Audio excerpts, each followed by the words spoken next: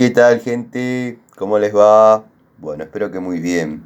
Video cortito de Siciliano en su taller, video a modo shorts, como le llaman acá en YouTube, para responderle a esos amigos que dicen: Tano, estás equivocado, Workmaster no traía francesas, no existían. Bueno, amigos, salvo que esta la haya fabricado yo, Workmaster traía. Y tengo la de 10, la de 12 y la de 6 tiene que estar, pero hace unos días que no la veo. Así que bueno, nada, les muestro acá la Workmaster 200 milímetros. Otra terminación, otro cromado a lo que por ahí se ve en las Stanley cromadas de actualidad. Podría hacer una comparativa entre la Workmaster y la Stanley. No digo de esta época porque tendría mucho juego, pero de la época que he mostrado en otros videos.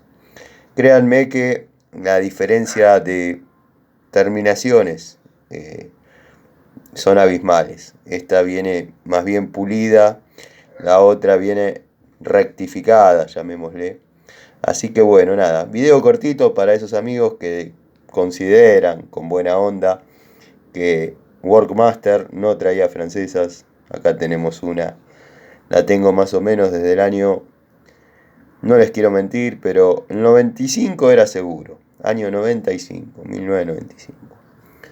No se ha marcado, no se ha lastimado, no se ha zafado.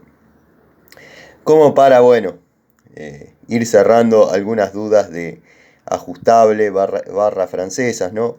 Dado que, bueno, si bien es un tema que estamos acostumbrados a tocar en el canal, generalmente da mucha tela que cortar. Así que bueno, nada, les muestro la Workmaster. Las otras me quedaron en el tallercito después de hacer el videíto, todo con hito. Así que nada, les mando un saludo, ya sale la charlita.